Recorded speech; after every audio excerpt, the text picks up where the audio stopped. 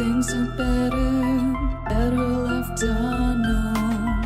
And I'll never find you here, 'cause no one's ever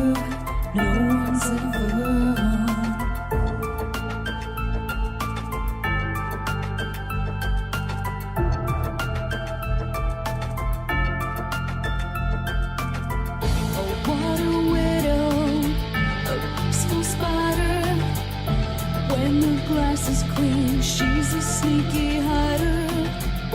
Hide the lies and the alibis. Oh, what a sinner, is it in her?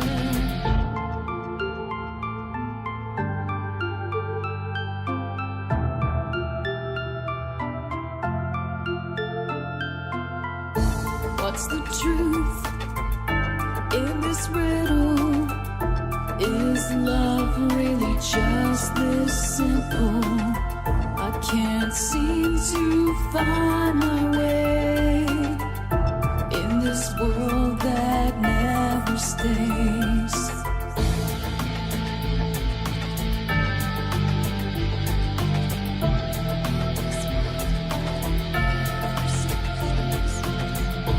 What a widow, a peaceful spider. When the glass is clean, she's a sneaky hider. Hide the lies and the alibis. What a sinner, is it in her?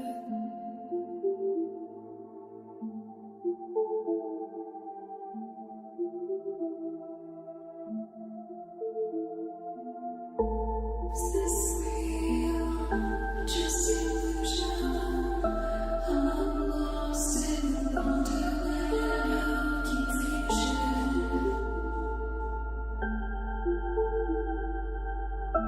I'm lost in the wonderland of confusion. Is this real or just illusion? Manifestation or a dark delusion? Is this real or just illusion? I'm lost in a wonderland of confusion.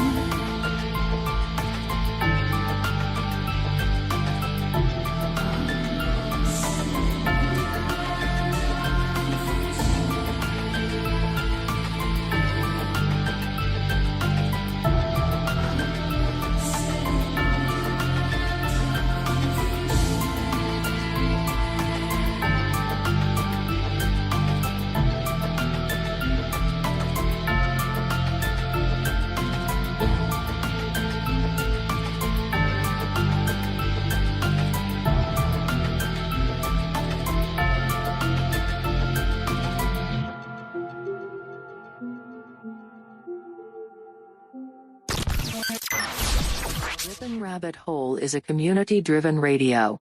At times the community comments may reveal prejudices and other beliefs that we or our sponsors do not condone. Views or opinions expressed by the community, callers, or guests, are those of the individual speaking and do not represent the views or opinions of this site. Ripon Common Sense content is intended for mature audiences only. Enjoy.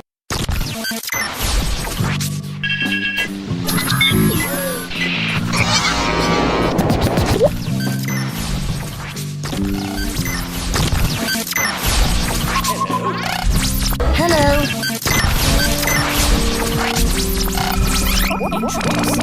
Lasers. Hello.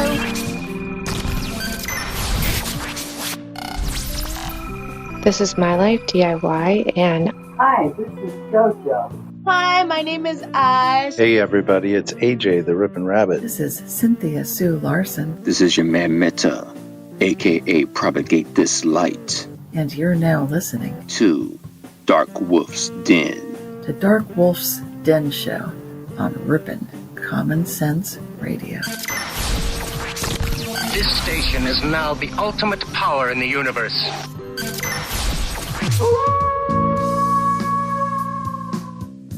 Are ghosts real? We had 1,000 hours of continuous communication with the spirit world. Does time travel actually exist? The laws of physics seem to be compatible with time machines. You know, sometimes I wonder about reincarnation. Don't you? A 4-year-old boy in Adelaide, Australia, has told his parents that he used to be Britain's Princess Diana. What would happen if the world found out that aliens were real? I didn't say disclosure would be easy, but what is the alternative? To establish a space force as the 6th branch of the armed forces. We have so many questions and yet so little time, so to have you here, the pleasure is all mine. Coming to you from a secret mountain cave, hidden deep within the Idaho wilderness. This is the Dark Wolf's Den Show. Now, here is your host, Jerry Hicks. That's right, I am Jerry Hicks, also known as the Dark Wolf, and we are broadcasting live across the multiverse from a secret cave hidden high up in the beautifully snow-covered peaks of the Idaho mountains. That's right. We're ripping through the electromagnetic soup, tearing through the atmosphere, and tunneling away into your radio like a quantum particle. This is the Dark Wolf's Den Show for Wednesday, May 12th, 2021. So whether you're on the edge of reality, the edge of the galaxy, or the edge of your seat, we're glad you chose us to be right there with you. A year ago tomorrow, ladies and gentlemen, will be our 1-year anniversary, our birthday here on the Dark Wolf's Den radio show, that's right. And since that time, we've grown a whole lot, but our very first show was about cryptids. So to keep that honor alive, and since tomorrow night we're doing the birthday party, tonight we're going to discuss cryptids, but a little different than that first episode. We're going to discuss the cryptids of the Congo. All that wooded area, all that space, and all that area unexplored. There's no telling what could still be there. We haven't explored the depths of our oceans, and we haven't explored the depths of all of our forests. And there's no telling what might be hiding inside. We're going to discuss that tonight, Wednesday, May 12th, 2021, on the Dark Wolf's Den Show. But first, today in history. This today in history is actually pretty awesome. On this day in 1908, wireless radio broadcasting is patented by Nathan B. Stubblefield. What makes it possible for us to talk to you guys every single week, wireless radio broadcasting. If not for that, I couldn't have this amazing show that I've had for literally the last year now. And it's thanks to you guys that I'm able to keep going. But the first radio wireless broadcasting system is patented by Nathan B. Stubblefield on this day in 1908. And that is today's... I said that is today's... Oh, sorry. Are you good? Good? We solid? Are you good? Can you do this? I just need you to do your piece. Can you do it? I'm good, man. Let's do this. All right, here we go. Really? Just do the thing. Today in history. How was that? I swear you just can't clone good help anymore, right? I mean, you didn't hear that. Anyway, ladies and gentlemen, welcome to the Dark Wolf's Den radio show again for Wednesday, May 12th, 2021. And I gotta take a moment before we get started, and I do apologize, but I would like to say I dedicate these shows tonight and tomorrow in honor of my best friend, Christina Michelle Bird, who passed away exactly 1 year ago today. She was my best friend from childhood, a person that was that one. You guys have heard me talk about her before. The one that just literally the other half of my soul. She really was the world to me. That one confidant, that one person that no matter what, we had that ESP connection, just that really really closeness. That one best friend. You all know what I'm talking about. Anyway, I lost her a year ago today, and I think about her a lot doing these shows. She's really been the inspiration for a lot of these shows and kept me going. She was able to hear the pilot episode before we were able to air it, and after that she passed away, unfortunately, like I said, but she did get to hear that, and she's been the inspiration a lot for me going forward and doing these episodes. So it's in her honor and in her memory that I dedicate this birthday weekend, this celebration, because the last thing she would want is for me to be sad or crying, and she would be very upset if she's seen me doing either one right now. She would expect us to be partying, and that's what we're going to do this weekend, ladies and gentlemen. We are going to party. That's right. We're going to have a great time. And the first thing we're going to do is we're going to talk about the cryptids of the Congo. A year ago, like I said earlier, we started the Dark Wolf's Den radio show. A year ago tomorrow, the pilot episode did air. And it was a episode that was, well, it didn't age well, let's say that. But it was about cryptids. And I figured instead of going over the same old stuff, we would do a different twist on the cryptids. We would do a cryptids of the Congo, because apparently the Congo has a large amount of cryptid sightings, interestingly enough. More so than even I knew about until I ran across these case files. So, would you believe there's possibly dinosaurs in the Congo? Would you believe that? I actually had a hard time believing it either, but there have been some eyewitness sightings. We'll get to that story here in a minute. There's many stories of eyewitness sightings of creatures that science says cannot and should not exist. These are called cryptid creatures. Now, the gorilla, a creature we all know. We've all heard of the gorilla. Up until 1902, the gorilla was considered a cryptid creature. I found that out on the research for the first episode of the Dark Wolf's Den show. A year ago, I found that out. That's actually a really amazing fact to me. Or the Komodo dragon. There were people, scientists, well-respected scientists of their time, that said that the Komodo dragon just could not exist. There could not be a lizard that would reach that size. That's just not possible. However, we all now know the Komodo dragon is a very, very real creature, along with the gorilla and a number of other creatures that at one point in time, scientists said that just could not exist. It just can't be. However, we now know them to be more than real. And if that has happened as many times as it has, and trust me, it's happened a many number of times, and we're still finding creatures in the depths of our ocean that we've never ever seen before. Who's to say that there are creatures in our woodlands that we've never seen before? We all know about Bigfoot, right? We all have heard of the Bigfoot stories across the world, from the mountains and the Yeti and the Bigfoots of the Pacific Northwest, or the skunk ape of Florida. There's so many different versions of the Bigfoot. People say, well, there's only one or two of them. No, there seems to be a large variety of these creatures for whatever reason. And, you know, there has to be a certain number of population for them to exist, but then again, we all know, in the words of the great Howie Mandel in Jurassic Park, nature finds a way. And that is a line that has been more than true in nature. Nature does seem to find a way.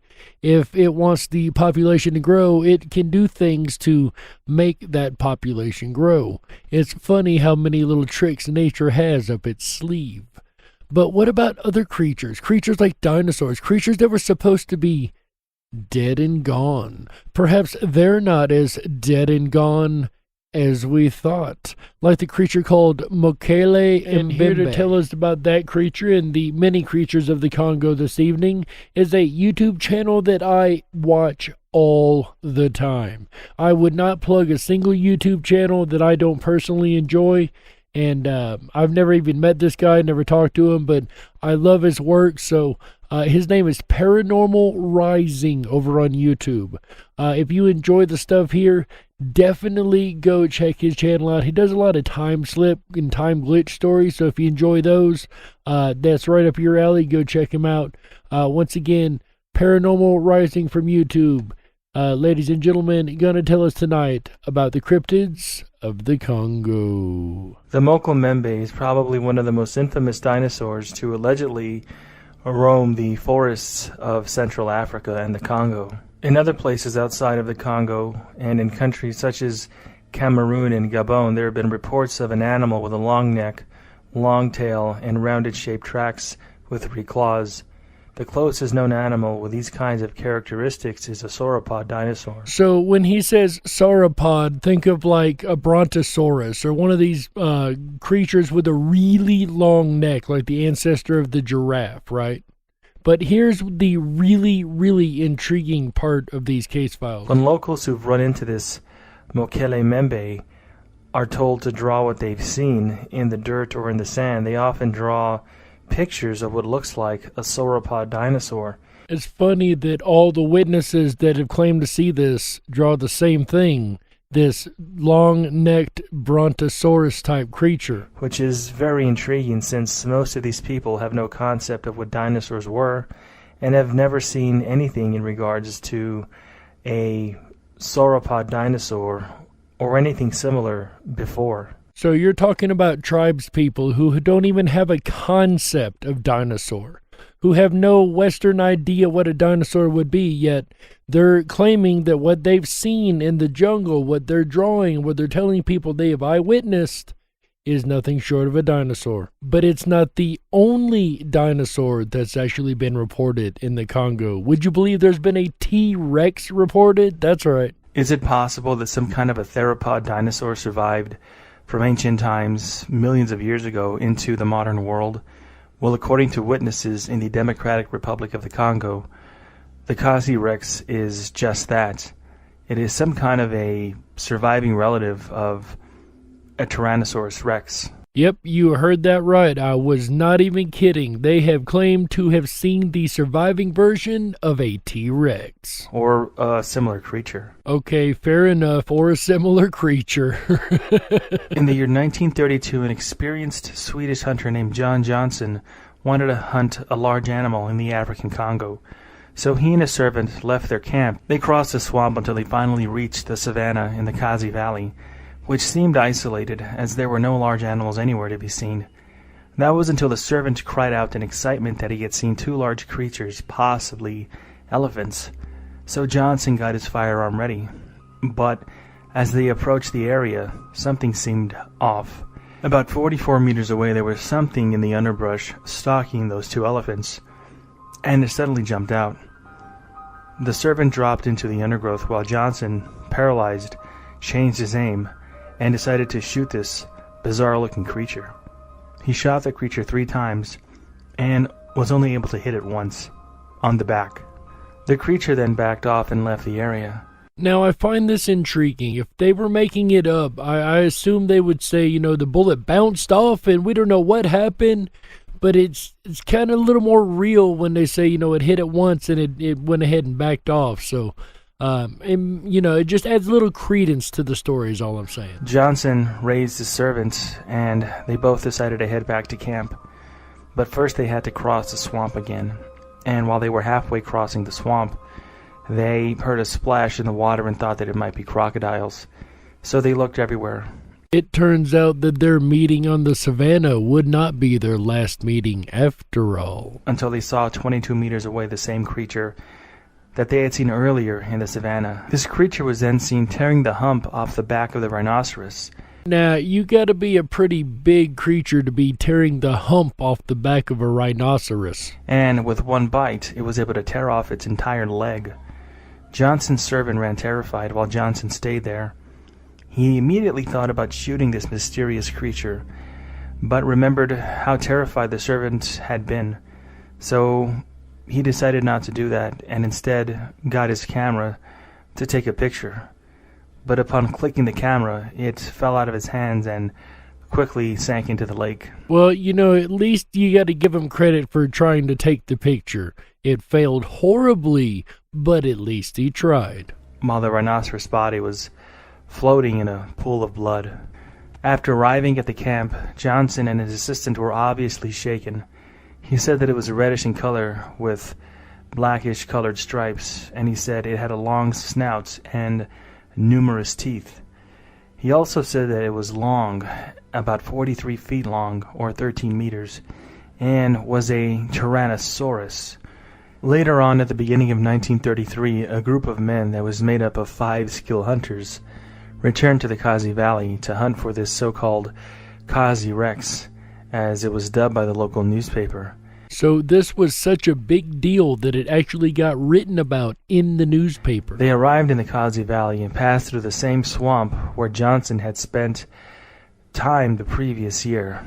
And one of the hunters was frightened to see a reddish tail sink into the lake, and everybody thought that it was some kind of a snake like an anaconda, until the atmosphere in the area became very tense. They readied their firearms, but were surprised by a wave of water that fell on them from the left side. The reddish tail had left the marsh violently and hit one of the hunters, who fell into the water. The other 4 hunters immediately began shooting this reddish submerged mass, but they saw nothing, only waves of water that dispersed through the surface. The fallen man with his broken arm had gotten up and tried to reach the other hunters, and then there was a giant roar that came from underneath the water, and they moved as fast as possible, but their path was hindered by a giant creature that came onto their right side, and that was still submerged on their left side. The hunters had hidden themselves in rocks, and they left the area soon after. Well, I don't know if the second team of explorers seen the T-Rex or not, but they definitely seen something that they couldn't explain, and it definitely scared the ever-loving life out of them, right? Another scary creature that I personally have encountered, as you guys know if you've listened to the show over the last year, is the chupacabra. And there's a lot of chupacabra across Puerto Rico and Texas and even into Tennessee. But would you believe that the Congo has their own version of the chupacabra? Check this out. One of the more frightening creatures that we saw and had to put on this list was one of a blood-sucking creature called the mamba mutu.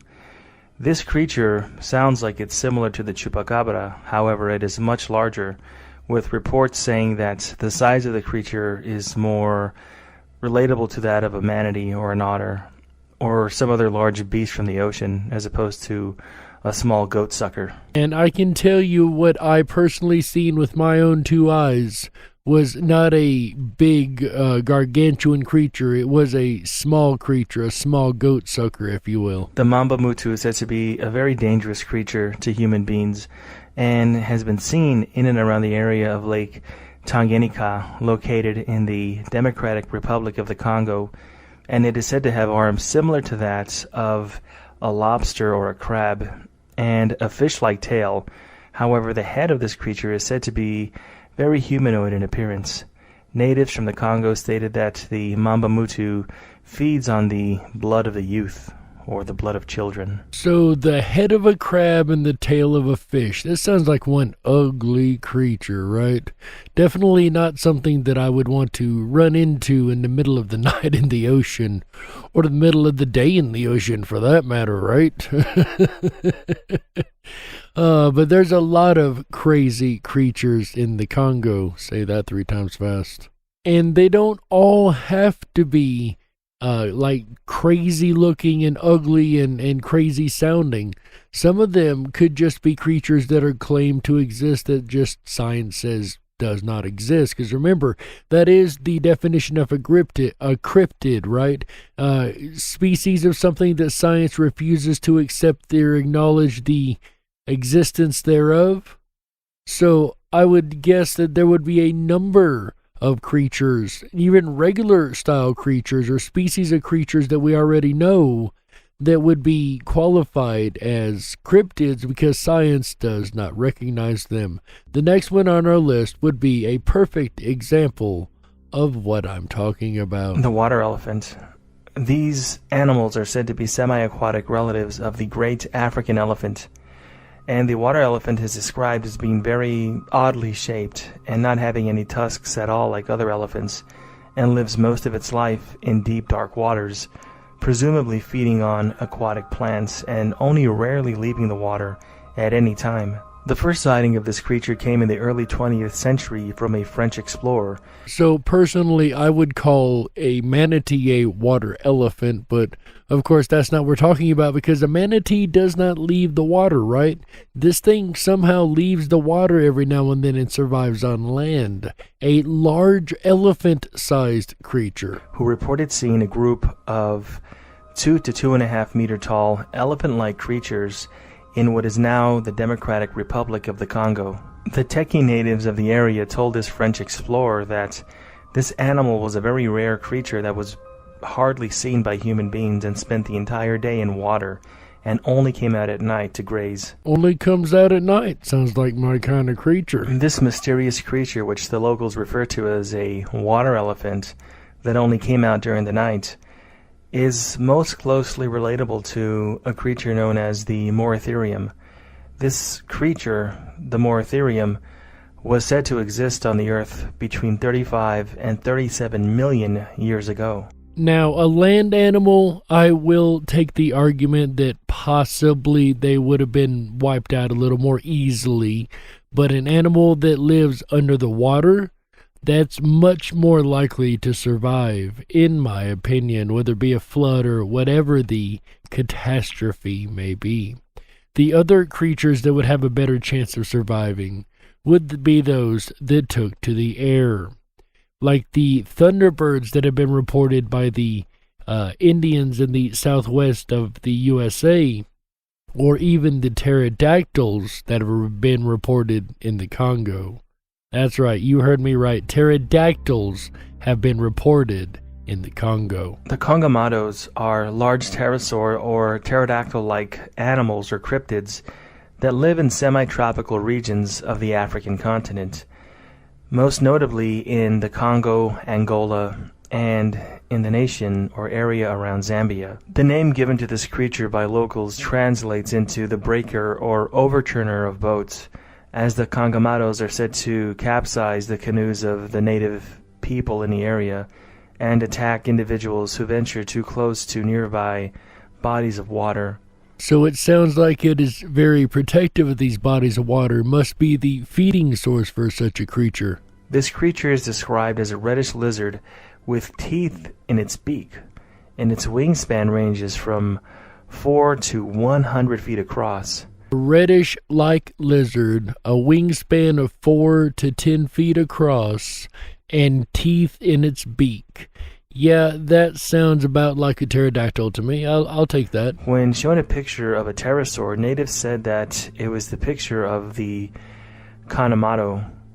The old accounts of these creatures are similar to those described in other parts of Africa, which are that of flying creatures similar to pterosaurs or pterodactyls. And unlike other types of creatures that are only seen by the indigenous population, this creature in particular has many detailed accounts by others who are not from a particular part of Africa. And as much as I say it over and over in every episode, you really have to pay attention when you have case files coming in from different places and people who don't know each other but are reporting the same thing. There are several historic reports of European explorers being attacked and even killed by large-winged creatures, and quite often people report receiving wounds from this red monster. It is thought that it eats mostly fish, but occasionally will hunt humans. The Congamato is also said to dig graves and steal human corpses because in many parts of Africa, the burial of a human corpse is not very deep at all. And of course, for a creature of that size, you would need a lot of food, which would make sense that it would be digging up graves and finding whatever food source it could when the food sources of the water were low, of course. But they've also got T-Rexes and Brontosauruses, I guess, to choose from too, right? There's a lot of creatures we've went over so far tonight that are just absolutely mind-boggling.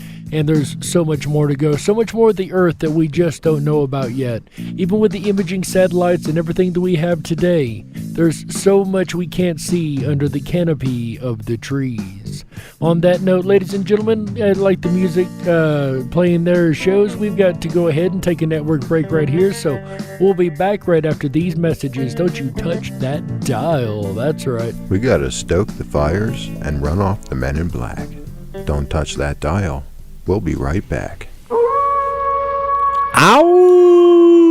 And that howl means your weekend has just begun. Hi, everyone. It's AJ, the Ripon Rabbit. Are you enjoying tonight's Dark Wolf's Den show? I know I am. If you are and you haven't done so already, please make sure to thumb up that video, hit that subscribe button, and ring that bell. You'll get our notifications every time we go live. We're here every Wednesday, Thursday, Friday, Saturday, and Sunday nights, bringing you the very best of common sense radio, the Ripon Rabbit Hole. Jerry Hicks and the Dark Wolf's Den will return again tomorrow night, May 13th. Oh my goodness, Thursday the 13th of May. Jerry will be back to dive into the first annual Dark Wolf's Den radio show birthday celebration. And you're invited tomorrow, Thursday, May 13th, starting at 7 p.m. Pacific, 10/9 Central. Join in Jerry's birthday celebration. I can't wait. I'm super excited. Can you believe it? My goodness. I'm absolutely elated. I'm so excited. I can tell you what. I feel like baking a cake. I really do. I feel like baking a cake. Don't you? Jerry is a year old. Top hats off to you, Jerry. Congratulations. I can't wait for tomorrow night. I will return Friday, May 14th, with a look at small towns. We weren't able to do this last week because my mom had a coronary. But nevertheless, we're going to report on the small towns we traveled through as we're still on our road trip. We are 3,700 miles in, 15 states. We are currently coming to you live from Ripon, Wisconsin. It's pretty cool. Then Saturday night, antiquing. We've stopped at antique malls in small towns across the nation. We're going to talk about antiquing on Saturday. And then Sunday, we'll end out the weekend right with organization. Something that if you're going to be antiquing across the country, you definitely have to have a little bit of organization. I can't wait. It's an exciting weekend. Thank goodness it has already begun.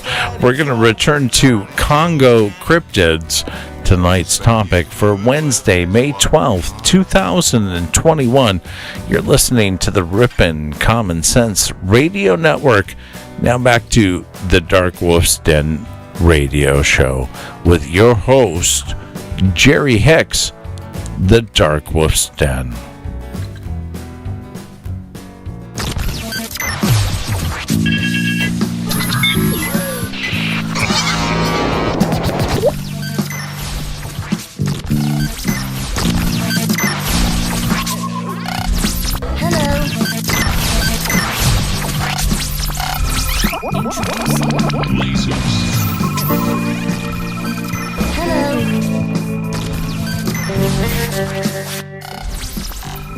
This is My Life DIY, and hi, this is JoJo. Hi, my name is Ash. Hey everybody, it's AJ, the Ripon Rabbit. This is Cynthia Sue Larson. This is your man Meta, aka Propagate This Light. And you're now listening to Dark Wolf's Den. The Dark Wolf's Den show on Ripon Common Sense Radio. If you were meant to be controlled, you would have come with a remote, but you didn't. And that's why you listen to the Dark Wolf's Den show. Now, here is your host, Jerry Hicks. That's That's right, I am Jerry Hicks, also known as the Dark Wolf. And welcome back to the second half of the Dark Wolf's Den Show for Wednesday, May 12th, 2021. So whether you're on the edge of reality, the edge of the galaxy, or the edge of your seat, we're glad you chose us to be right there with you. If you're just joining us tonight, ladies and gentlemen, we are talking about the cryptids of the Congo. For those that don't know, my very first show was Cryptids, and tomorrow is our birthday anniversary show, so I figured tonight we would cover the cryptid topic in a different way, as kind of an homage to our first pilot episode. And we are, like I said, doing a twist on that and going into the Congo, because there's so much hidden in this world that we just haven't found yet. From underneath the sea to underneath the trees, there's so many things that are yet to be discovered. And apparently the natives are telling us stories about things that science says can't exist, things that science says went extinct hundreds of millions of years ago. Like what, you ask? Like the pterodactyl. That's right. We had a story in the first half of the pterodactyl. We had a story about a Tyrannosaurus Rex in the Congo. You heard that right. A Brontosaurus in the Congo. Something that resembles a overgrown chupacabra. And now we've got a large elephant-sized creature once again. Ladies and gentlemen, I would like to give special thanks to our speaker tonight. Once again, the channel on YouTube called Paranormal Rising. I love this channel. Shameless plug. If you guys enjoy what we do here, check that channel out. It's somebody that I listen to every time they drop a video. And as you can tell from this episode, probably why I enjoy their work so much. So welcome back to the program, ladies and gentlemen. Our speaker this evening, Paranormal Rising, to tell us about the next elephant-sized creature, cryptid creature of the Congo. The Amela intoka is an elephant-sized cryptid that is said to also live in the Congo and possibly Cameroon. And it is feared by natives as the so-called elephant killer. It takes a lot of power to bring down something as big as a full-grown adult elephant. It is a ferocious creature that is said to kill anything that it encounters. It is said to have brownish to gray skin with a very heavy tail. And because it is said to be the size of an elephant, it is believed to have the weight of around 6 tons. And is similar in appearance and shape to that of a modern-day rhinoceros. And this also includes having one long horn on its nose or snout. Supporting its massive, bulky body are 4 short, stumpy-like legs. It is described as having no frills or ridges along the neck. The animal is alleged to be semi-aquatic and feeds on malombo and other leafy plants. It is said to have a very weird kind of vocalization that sounds like it's snorting something, or perhaps some kind of a low growl or low rumble. It is said to resemble a ceratopsian, a type of dinosaur with a horn on its head or snout. Think of something like a triceratops, if you will.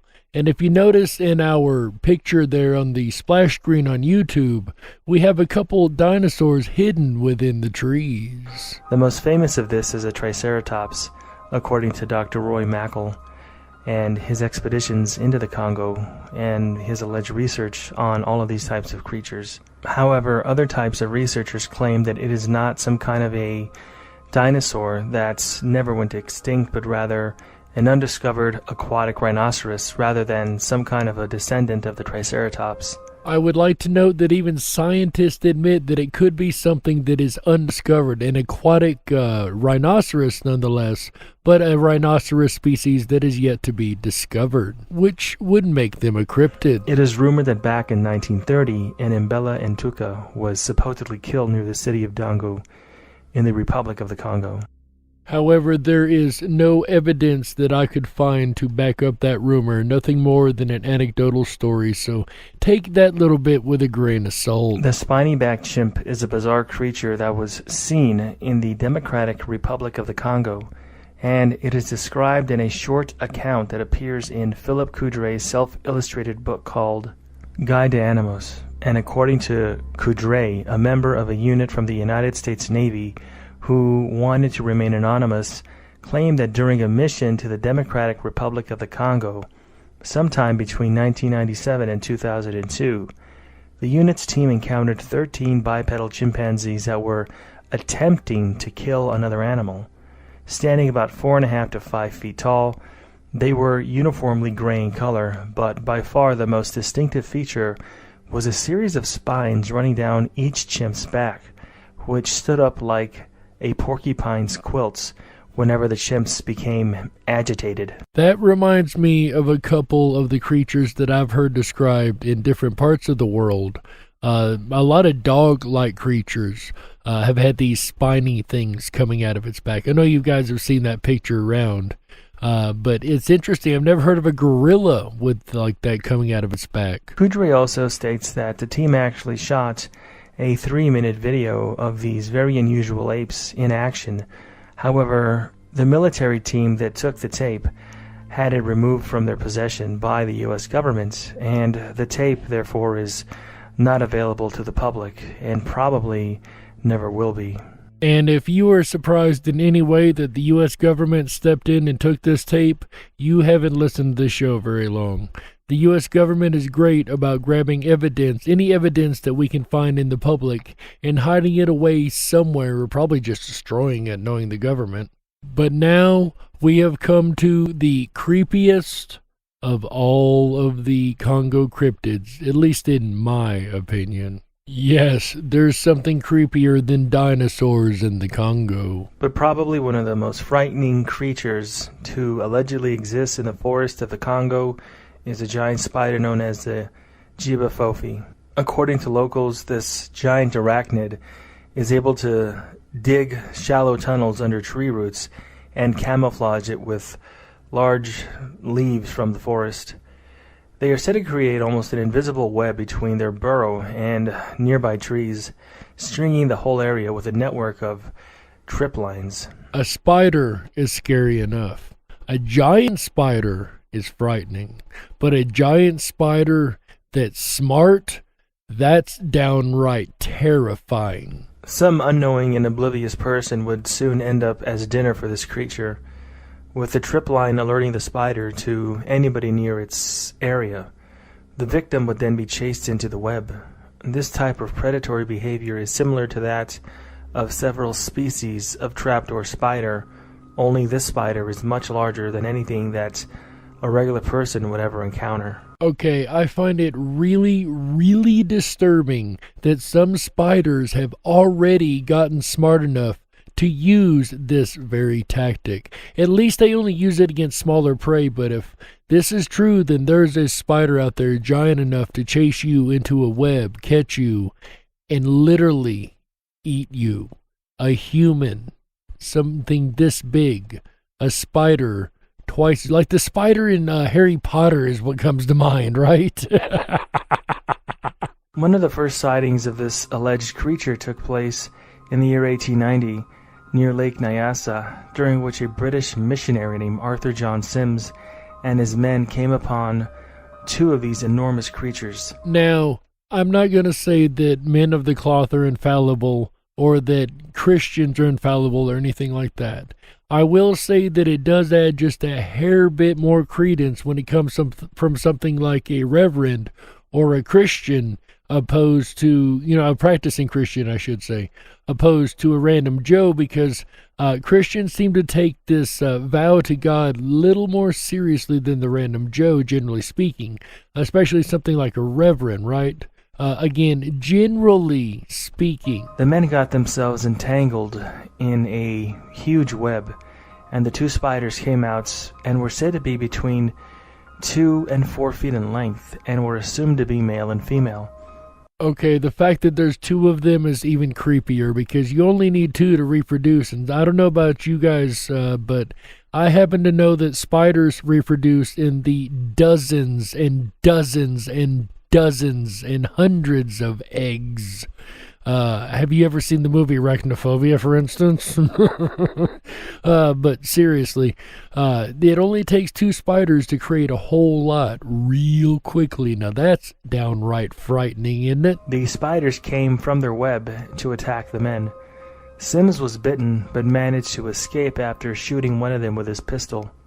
He subsequently developed severe symptoms, which included chills and swelling around the area where he was bitten, and later became delirious before dropping unconscious. He ultimately died from the bite of that giant spider. Okay, now I went from terrified to absolutely horrified. Not only are they giant spiders that are big enough to eat a man, but they're also venomous. This is just downright scary. But what's even scarier is this isn't the only account of this creature. Probably one of the most detailed accounts comes from a cryptozoological book written by George Eberhardt.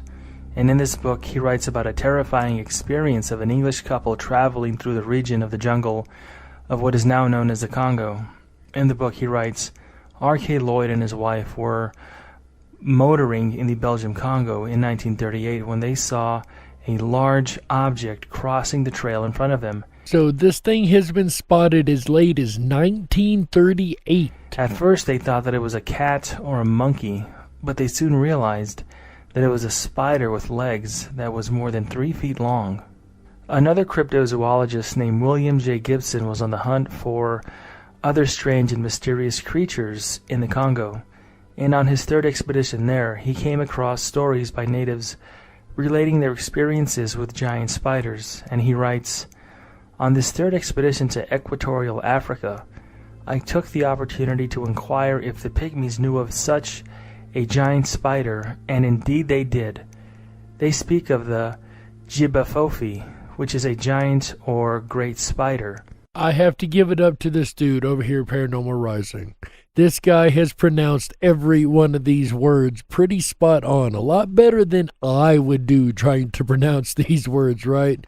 So credits where it's due. He has done a great job in pronunciation. But with that said, what's intriguing about this so far is the guy asked the indigenous peoples about the giant spider, and straight off, they knew exactly what he was talking about. Without question, they knew just what he was talking about. So that is interesting because, you know, the locals are going to know a lot more than anyone else, you know. They're the ones that are actually going to have these experiences. And they're the ones we need to listen to, honestly, a little more often in what they tell us and not just kind of brush it off as folklore or some kind of weird imagination complex, which I don't understand why they tried to explain anything like that. But, you know, scientism. But anyway, the pygmies knew exactly the creature, this giant, insane spider that he was asking about. They described a spider that is generally brown in color with a purple mark on its abdomen. They grow to be quite an enormous size, with a leg span of at least 5 feet. The giant arachnids weave together a layer made of leaves similar in shape to a traditional pygmy hut, and spin a circular web, which is said to be very strong, between two trees with a strand stretched across a game trail. These giant ground-dwelling spiders prey on the diminutive forest antelope, birds, and other small game, and are said to be extremely dangerous, not to mention highly venomous. Gibson stated, I don't know about you, this gives me chills, the creepy vibes right down the back. The spiders are said to lay white peanut-sized eggs in a cluster, and the pygmies give them a wide berth when they are encountered, but they have killed them in the past. The giant spiders were once said to be very common, but are now a rare sight. And thank God for that, right? But what do you guys think? Do you guys think that there is a lot in the Congo that perhaps we're yet to find? Do you think there may be dinosaurs that survived all this time under the cover of the canopy of the trees of the Congo? Do you think perhaps there are creatures out there that we're yet to find, species that are considered cryptids only because science has refused yet to acknowledge them? All you can do, ladies and gentlemen, in the end, is take a look at the evidence, apply a little common sense, and you be the judge.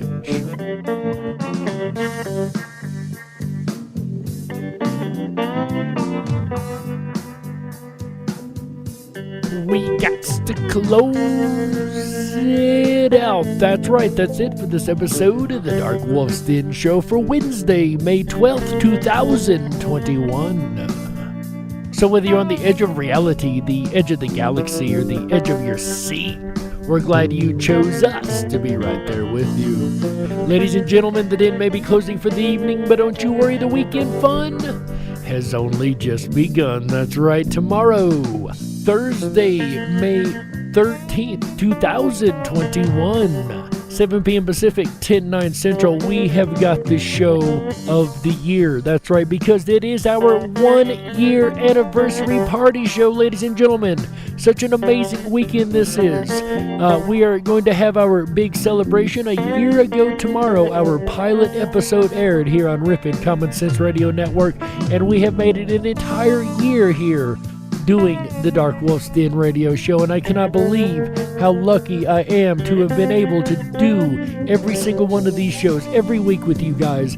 It is absolutely mind-blowing, and we're going to celebrate that tomorrow, Thursday, May 13th, 2021, 7 p.m. Pacific, 10/9 Central, right here on the Dark Wolf's Den radio show on the Ripon Common Sense Radio Network. And speaking of Ripon Common Sense, our buddy AJ the Ripon Rabbit will be back on Friday, May 14th, 2021, 7 p.m. Pacific, 10/9 Central, with an episode that was supposed to happen last week, but because we had a little bit of a technical error, one of the episodes was missed, and we had to move one along to this weekend. Which one is that?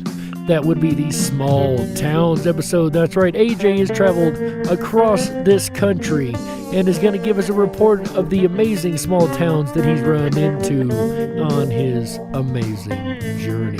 And I, for one, cannot wait to hear it. Then on Saturday, May 15th, 2021, 7 p.m. Pacific, 10/9 Central, AJ the Ripon Rabbit's going to come back to the airwaves once again for an all-new episode on antiquing. That's right, you heard that, antiquing. I don't know about it, it's not one of the things that I enjoy, but I do know people that do. If it's something that you enjoy, make sure you tune in on Saturday, May 15th, 2021, 7 p.m. Pacific, 10/9 Central. All shows here on the network start at 7 p.m. Pacific, 10/9 Central. Then on Sunday, May 16th, 2021, 7 p.m. Pacific, 10/9 Central. Come back one more time as AJ the Ripon Rabbit takes to the airwaves for one more episode to round out the weekend right with the Ripon Rabbit Hole live show. That's right. He is going to be talking Sunday about organization. Organization is actually very important. We like to be organized in our lives, right? I am really bad about organization myself. I have piles of stuff, but I know where they are, right? I know what's in the piles. So to me, it has an organization, right? Well, if you're interested in that, and maybe he'll even go over certain types of organizations, right? I don't know. You're going to have to tune in Sunday, May 16th, 2021, 7 p.m. Pacific, 10/9 Central, for a Ripon Rabbit Hole live show with AJ the Ripon Rabbit on the Ripon Common Sense Radio Network and RiponRabbitHole.com. Speaking of the RiponRabbitHole.com, ladies and gentlemen, make sure you hop on over there and sign up for our mail list. That's right, you're going to get an email every week, once a week, with all the topics we're going to be covering all week long that you can share out with everyone you know and let them know to come on over to the Ripon Rabbit Hole. That's right. Also, one of the benefits for signing up for that Backstage Pass is the ability to not only drop down the rabbit hole and enjoy our exclusive social media over there, but also the ability to join us in the 24/7 Backstage Lounge, which is exactly where I'm going to go right after the show here in just a couple minutes and hang out with the rest of the rabbits. It's actually my favorite place to hang out. You can find me there almost every single night of the week. We get a lot done. We do a lot of brainstorming, a lot of talking. A lot of the ideas for this show come out of the Backstage Lounge. A lot of great conversation internationally from people that are just so much fun to hang out with, from JoJo's and Nachiketa and My Life DIY and Sandy B and CSN, and I appreciate all you guys hanging out over there. And if you want to hang out with us, come on over to the 24/7 Backstage Lounge at the RiponRabbitHole.com. That is RiponRabbitHole.com. BACKSTAGE.com. That's right. And with that said, ladies and gentlemen, on behalf of AJ the Ripon Rabbit, everyone at Ripon Common Sense Radio, also Walt House, Chick Mandela Effect, Michael Musco, Tom Bayless, and the amazing funky music we're listening to right now. Hit it, Tom. Oh, I love it. Getting it down, Tom. Ladies and gentlemen, on behalf of all these folks, as well as our YouTube moderators and everyone who's helped to put this show together, my name is Jerry Hicks, also known as the Dark Wolf. And remember, until next time, stay awake, but dare to dream. How? Yeah. Good night, everybody. Tell him bye, Tom.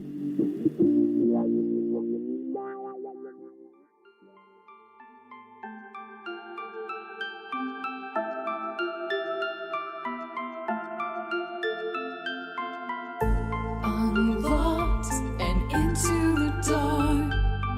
Some things are better left unknown. And I'll never find you here, 'cause no one's ever home.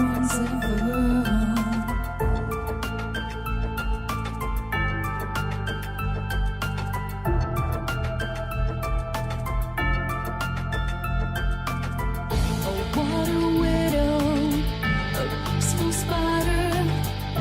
When the glass is clean, she's a sneaky hider. Hide the lies and the alibis. Oh, what a sinner. Is it in her?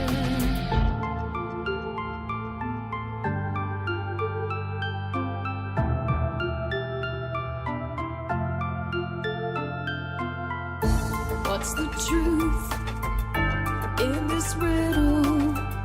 Is love really just this simple?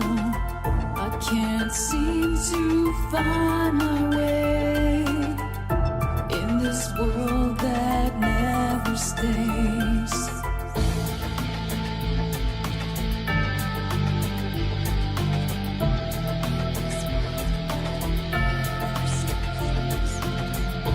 What a widow, a peaceful spider. When the glass is clean, she's a sneaky hider. Hide the lies and the alibis. What a sinner. Is it in her?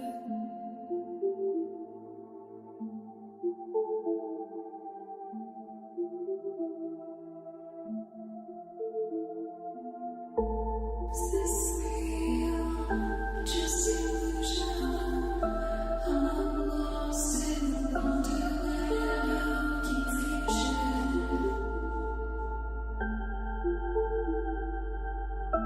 I'm lost in the wonderland of confusion. Is this real or just illusion? Manifestation or a dark delusion? Is this real or just illusion? I'm lost in a